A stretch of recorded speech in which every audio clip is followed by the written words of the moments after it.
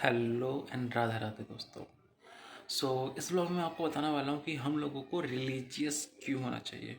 मतलब हम लोगों को किसी भी भगवान को क्यों मानना चाहिए, या फिर अल्लाह को, या फिर गॉड को, या फिर किसी भी धर्म को क्यों मानना चाहिए।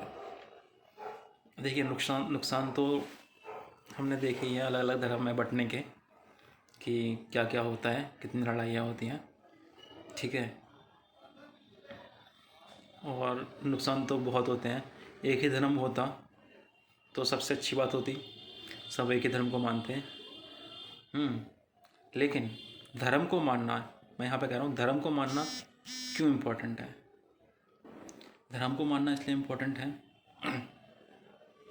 कि कई बार होता है कि हम लोग कई परेशानी की वजह से डिप्रेशन में चले जाते हैं। बहुत परेशान होते हैं हम लोग।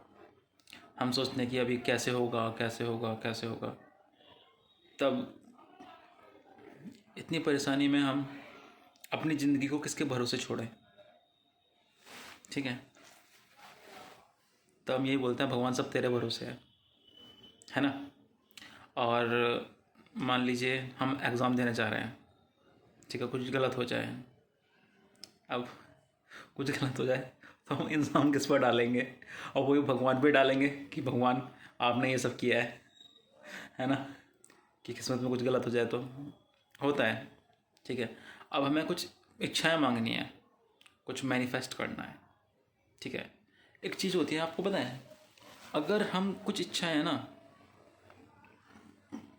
मांगते रहेंगे मांगते रहेंगे मांगते रहेंगे काफ़ी कई बार मांगेंगे, और मतलब मांगते रहेंगे उसके लिए मतलब मेहनत भी करेंगे, ये नहीं काफ़ी सिर्फ मांगेंगे, मेहनत भी करेंगे, उसकी इच्छा मांगेंगे भी भगवान से, तो इच्छा पूरी भी होती है। ठीक है, तो मतलब पूरी भी होती है इच्छा।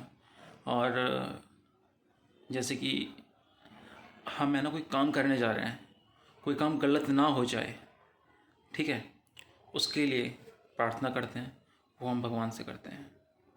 ठीक है, मतलब जिस टाइम पे ना हम लोगों को ठीक से है ना बोलना भी नहीं आता था, मतलब उस टाइम पे भी हम चांद तारे की पूजा करते थे, है ना।